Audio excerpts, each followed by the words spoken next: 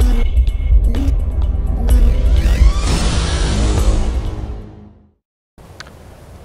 folks, welcome to Skyrim, the latest in the Elder Scrolls games. It's been around for about a year now, and I've been playing on and off for about a year, and I'm nowhere near getting the thing finished.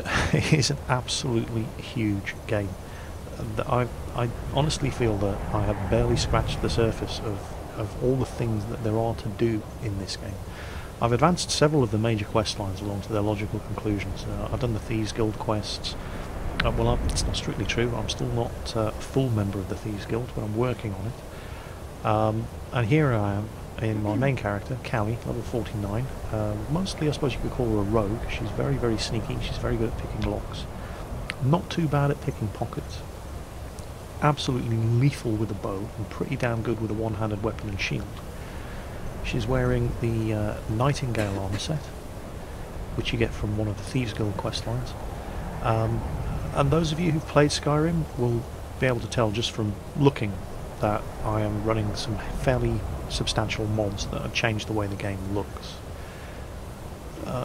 One of the most popular mods for the game are the mods that change the way that the characters in the game look.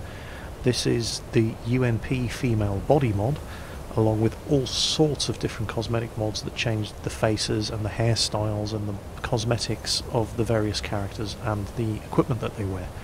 I couldn't even begin to list the mods that are available for this game, and it's one of the strengths of the game. In that, I mean, the game itself, out of the box, is just absolutely huge.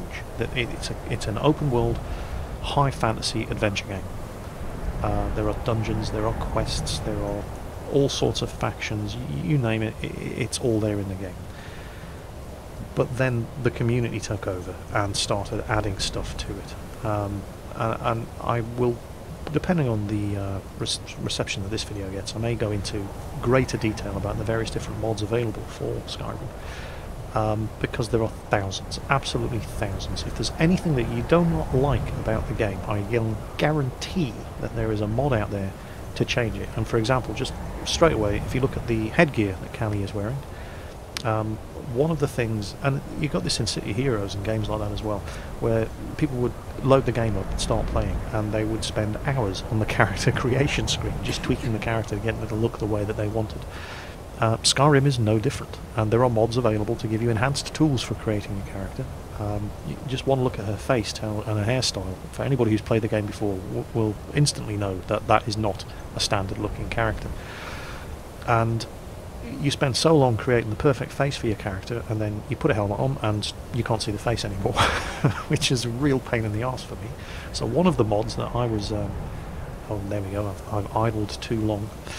One of the mods that I badly wanted was a mod that allowed me to see the face of the character that I'd spent so much attention, time and details on. And so what she's actually wearing is a dragon scale helm, but I've downloaded a mod that changes the dragon scale helm into a dragon scale crown. Same with the dragon plate armor, and it basically allows you to see the face of the character. One of the other mods that I'm very, very happy with, I'll pull back a little and you'll see her there behind me. That's Amanda. She's one of the modded companion characters. She is 100% custom user created content. She does not exist in the game out of the box. You can see that the Nightingale armor that I'm wearing is high definition textured. Again, that's another mod. Also, Amanda is wearing Nightingale armor, which I have crafted. It's not available to for manufacture by blacksmiths, player blacksmiths rather, in the vanilla version of the game, but you can download mods that enhance and expand on the whole crafting experience. Callie here is a level 100 blacksmith, which allows it to create all of the armors in the game. With the mods that I've downloaded, literally all of the armors in the game, plus new armors, it's just stuff that adds to the experience. Now Amanda is part of a 4 companion mod who all sit around in the Sleeping Giant Inn in Riverwood. There are 4 of them. There's Amanda, I can't remember the names of them all. One of them uses 200 weapons, one of them's a mage, one of them's a rogue, one of them's an archer. Since my character Callie is pretty much just a rogue, I decided to go with Amanda. We'll take a look at the other characters available in Reward Inn later on in the video. For now, what we're going to do is I'm on a quest to recover 6 masks of the dragon priests, and one of them is located in this dungeon complex. But just take a moment to have a look at the game. I mean, it is absolutely gorgeous. And one of the things about Skyrim, with all the Elder Scrolls games, is that they're open world sandbox games. It's pretty bad weather up here, you can't see that far, but it's one of those games like Far Cry when that first came out. If you can see a location, you can go to that location, and the world is absolutely huge. If we just have a quick look at the map, you can see currently I'm here. What's this place called? Highgate Ruins. Let's pull the map out a little. We're right in the far north of Skyrim, and every icon that you can see on the map is a location that I've either discovered or heard about, and I haven't discovered or heard about all of them. This game is massive.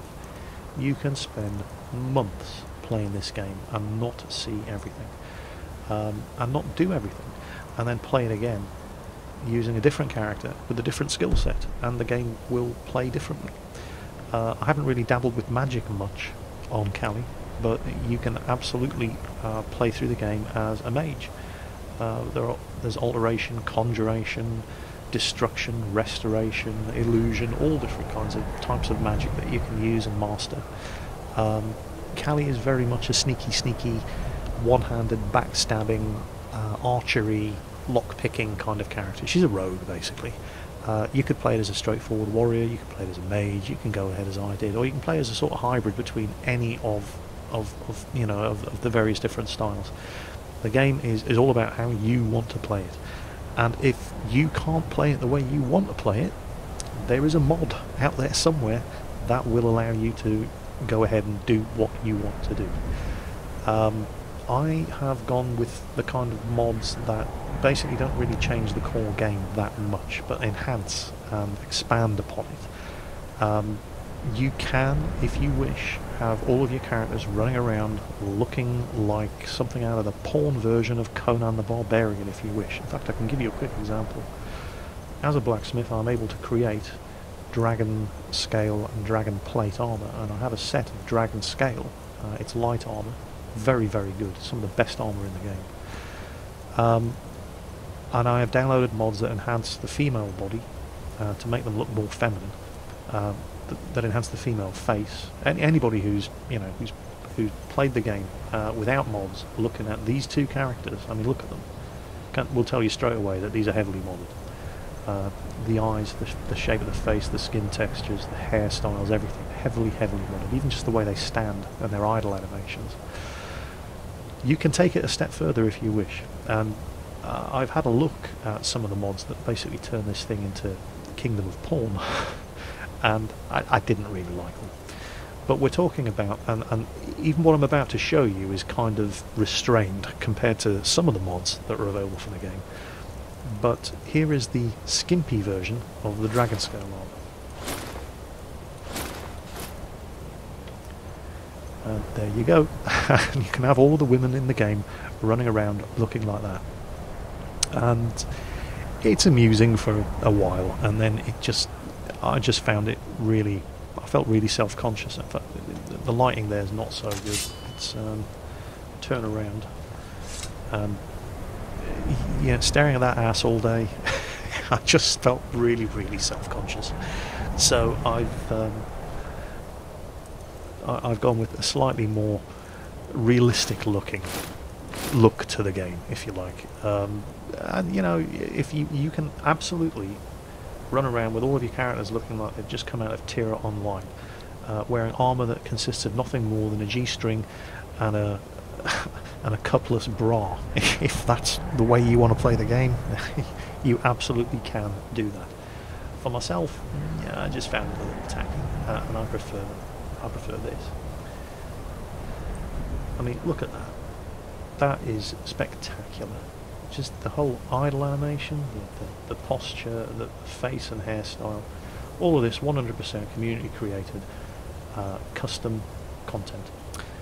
So, let's get on with the game. Here we are at, I've forgotten the name of the place. High Skull Ruins? Let's have a look at the map. Where are we? Highgate Ruins, and we're on the trail of one of 8 dragon priests, and I'm collecting their masks. I think I've killed 5 or 6 of them so far. Let's head inside and add another one to our list.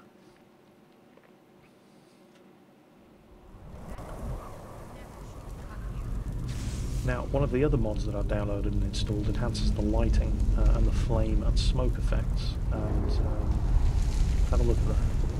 Look at that, is pretty special. And just look at how the characters look in all the various different lighting. Have a look at that young Amanda there. It reminds me of Monica Bellucci. I wonder if that's who she was modelled on. But absolutely gorgeous. Just look at the detail. And one of the things that I like about the companion system is it didn't take an awful lot to make... The companion AI could have been really crap, and it didn't take a lot of thought and effort to make it work, which you just don't see put into other games that feature the same sort of system. And of course, you're going to see a common theme developing here. If you wish to expand on the companion system in the game, there are mods that will do exactly that. But I'm quite happy with the way it works at the moment. And I'm talking about stuff like when I go into sneaky stealth mode, in other games your companion would lumber around behind you, just knocking everything over and alerting all the bad guys. And you're thinking, for God's sake, you know, what's the point in going into stealth mode if the people with you aren't going to go into stealth mode? Well, when I crouch down, Amanda does too. When I pull out a weapon, Amanda does too. So they've got that covered. Unfortunately, that only extends as far as your companions, and I'll show you what I'm talking about. There's a really annoying NPC in here. And there she is. Her name is Anska. So let's have a word with Anska. Yeah? And who are you? I'm Anska. Are you here to help? Help with what? I've finally located Vulcans Crypt. The scroll I'm looking for just has to be here. Maybe you could help find it. I just know it's in here. Now Vulcan is one of the dragon priests that I'm looking for, so we appear to be on the same mission. Some old priest buried here long ago. I've been searching for his tomb for a few years now. If Vulcan is as powerful as I think, I may need a little help dealing with him. You can have anything, except the scroll, of course. Alright, count me in. Great. With the 2 of us, this should be easy. So there's a new quest started while we're in here. Now, this is kind of annoying. Anska here, watch, I'm going to go into stealth mode, and she's looking at me going, what are you doing down there? and she is going to do her level best to give away, you know, to alert all the bad guys that we're coming. Which is kind of annoying, but I can live with it. Aha, okay. There's some undead over there, so I'm going to switch to my handcrafted dragon bow. What was that? And off she goes. And I'll shoot him in the face. Now one of the... well, you could call it a problem. I don't really think of it as a problem. Wait, oh, there's one.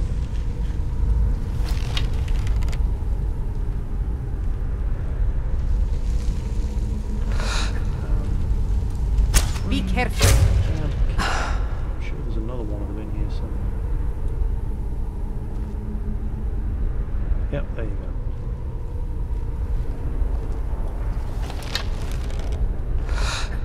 A dodgy shot. Did you hear something?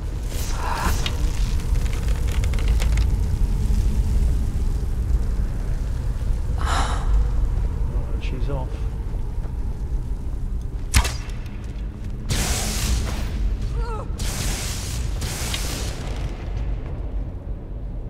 Where's he gone? Has she killed him? I think she has. Yeah, okay, never mind. was I talking about? Oh yes. The game doesn't really scale that well past level 30. And what I mean by that is that the fights are quite challenging up until level 30. And then the bad guys just don't really scale that well with your level from that point on. I'm level 49. And none of the fights are a challenge. That to me isn't really a problem. I don't mind that at all. Saying that, it's worth 410 gold. For me, it's more about the exploration and seeing the content and messing around with all the the user-created stuff. But, and this is going to be a common theme developing throughout this video, if that is a problem for you, there are mods you can download which will make the bad guys scale up past level 30 and make them more of a challenge all the way up to the level cap, which I think is level 81. So, onwards and upwards. And into the next section. What was that? Callie is absolutely deadly with bow and arrow, as you can see. But she did. You're mine! Hell. Oh, that was unfortunate. What happened there was Ansgar fired off a spell and hit Amanda, and Amanda doesn't take shit from anybody and killed her. So I failed the quest to scroll for Ansgar, but on the bright side, Ansgar isn't going to be blundering around alerting all the bad guys to my presence anymore. So hey, who cares? After this video I'll probably reload the save and do it again properly. But the first time I did this quest, I came down into this room and I was engaging these guys in hand-to-hand combat with my Dragonbone sword. And Ansgar zapped me. She did an AoE lightning spell, regardless of the fact that I was actually in hand-to-hand combat with these guys. And it was never going to kill me because I'm level 49. But it was really annoying. I was looking around for where's the white who's, oh, they're all dead. It's actually my friend here who's the one killing me. It was annoying.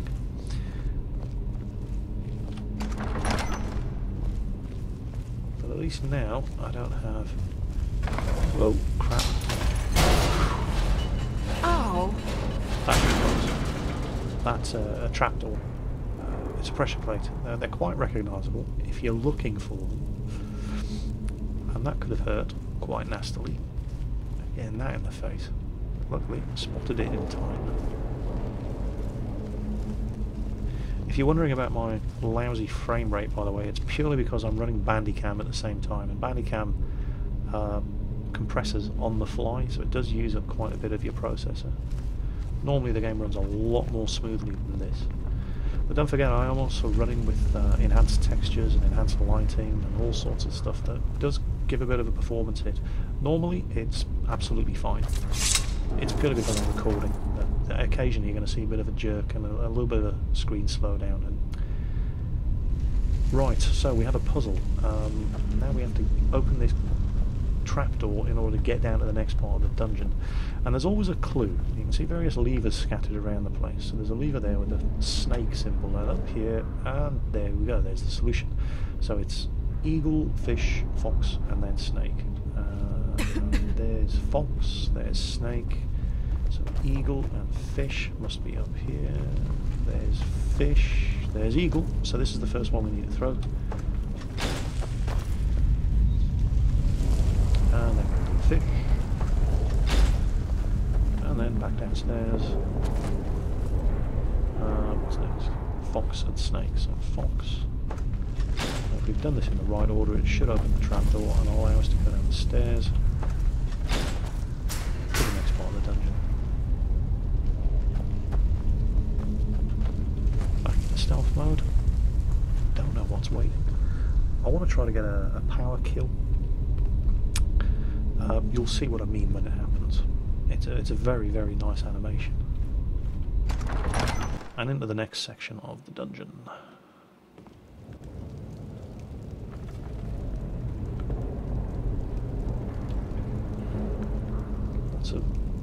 open sarcophagi around the place, which indicates that there's undead running around the halls. We've already bumped into a few of them.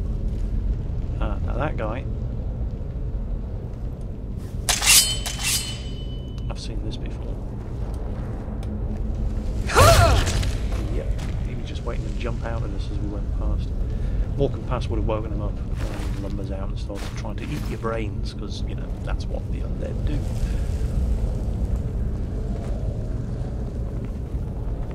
Look at that flame and smoke effect. So nice. And just look at that. The game was very, very pretty out of the box, but the mods and enhancements you can download for it have made it even, I mean, it's a year old. Look at it. Hello, there's another one. There's another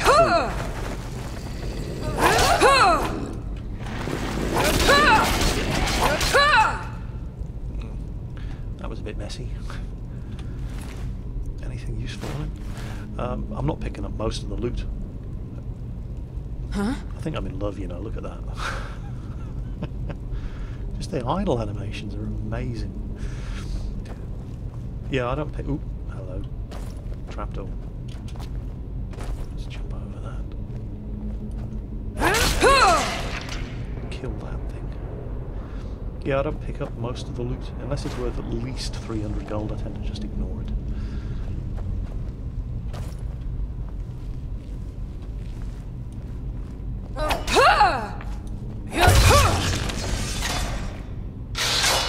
Somebody stood on the trap though.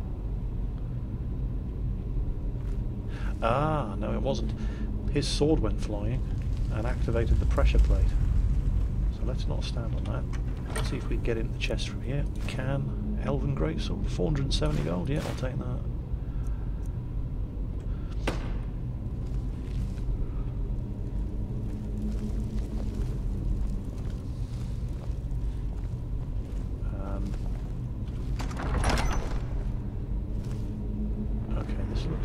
Suspicious.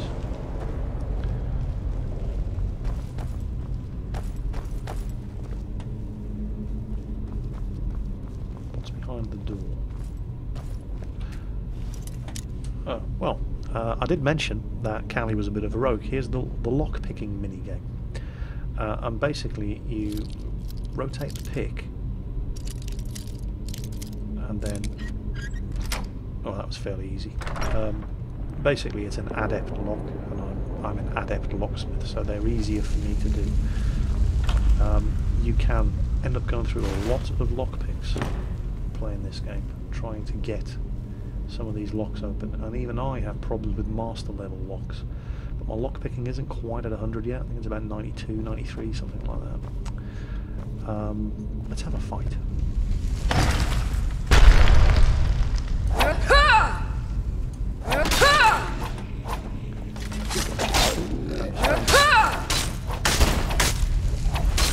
There we go. I don't know if that's activated when you score a crit, but it's a nice little... Right, you're dead. Get down, sucker. Little move. And... Okay, the floor of this place is littered with pressure plates. And right there, you can see there's going to be something nasty fly out of that. So let's not stand on any of these. I can't get over how well done this character is. Young Amanda there. 100% user-created content. Absolutely fantastic. She came as part of a mod pack with 4 characters who all occupy the inn in Riverwood, and basically you can just go and ask them. You can only have one companion out at once, but you just pick the one that you want and have them accompany you on your adventures. So I went with young Amanda. She's a dual-wielding rogue, which sort of complements my style.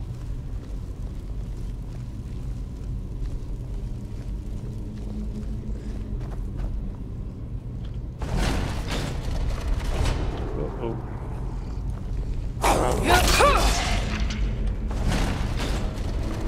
Activate. There's another one.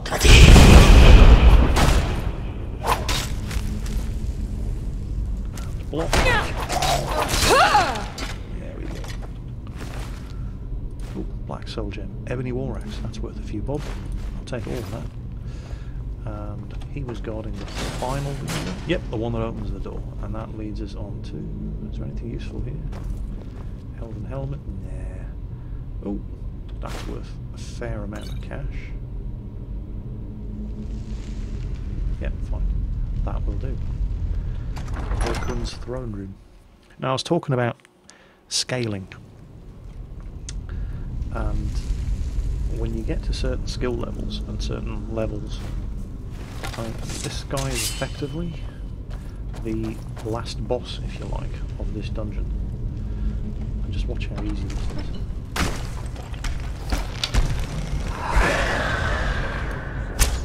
Oh, great, he died. Half his health. Sneak attack. Two shots. And he's down. Now, if I was level 30, and I wasn't using the dragon bow and arrow, and a dragon bow and longbow, this would have been significantly more difficult. And if you prefer your games to be more challenging after a certain point, then absolutely go ahead and download the scaling enemies mods that make the game do exactly that. And there's the Dragon Priest mask that we were looking for, and you can even see it actually took it off the body. You know, the body was wearing the mask, and then, you know, I looted it and bingo, there you go, on dead face. Now, is there anything else? Yeah, I think there is. Let's have a look.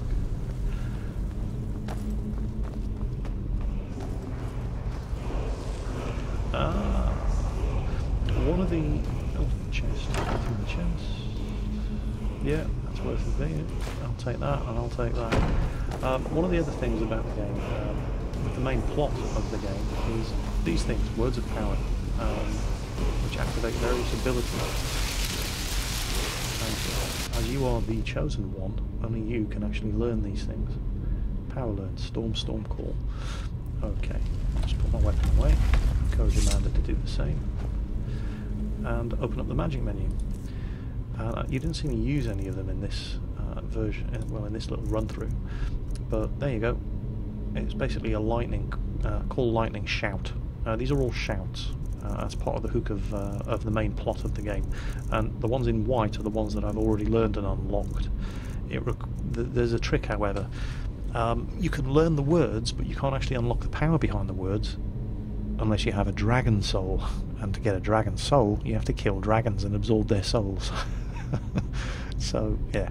But, you know, at this kind of level, killing dragons isn't that much of a challenge. But earlier on in the game, hell yeah, it was. So I'm going to go ahead and use one of my dragon souls to unlock the new word that I just learned. Spend the soul. Yeah, there you go. Storm call. And these are abilities. As you can see, there's a lot of them. And I've had to go through various different dungeons and find these words to unlock all of them. And kill lots and lots of dragons to unlock all of them. So each one is in 3 stages, so there's only a couple that I've actually got all 3 stages of. Some of them I have 2 stages, some of them I only have 1. And there are, it just shows you how many more dungeons I have to go through. Bearing in mind I'm at level 49. Right? I've been playing the game for a year. On and off, I haven't been playing it all the time for a year, but look, that one's missing, that one's missing, that one's missing, that's missing, they're missing, that's missing. All these ones that are still missing, that are still in dungeons that I haven't actually explored yet. This game's absolutely huge. And one of the good things about the dungeon design is that getting through to the end of the dungeon is always a bit of a challenge, but there is always a quick way out of the dungeon. Oh, there's another chest up there that I haven't looked at. That'll be the scroll that I was here to find for young Ansgar, who unfortunately pissed off Amanda with a careless spellcasting. Oh, another chest. What we got in here? Flawless ruby. Yeah, nothing else really valuable. So, oh, there it is. That's what I'm looking for. Intelligent dungeon design. I mean, imagine having to retrace your steps all the way back to get out. So what they've done in every single dungeon in Skyrim, stop and look around for it. There's always a fast way out. by the time you get to the last boss, you can always, there we go, activate the chain, open the door, and we're back pretty much at the entrance. Which way is it? Is it this way?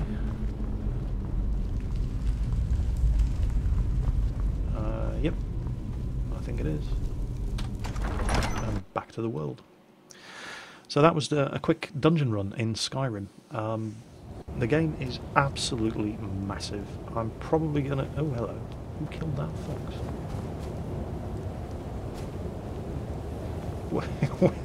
Where did the dead fox come from? Oh, I don't know what's going on here. Anyway, yes. Depends how much you guys like this video. If you want to see more of it, there's so much more of this game I could be showing you.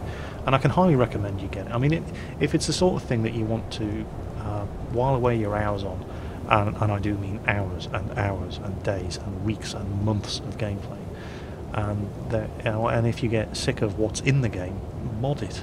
I mean, this looks really special. I have limited amounts of enhanced lighting, enhanced terrain, but more lush foliage and trees and grass and all that sort of thing. Enhanced player and NPC character meshes and so on and so on and so on. And I've really barely scratched the surface of the stuff that's available for this.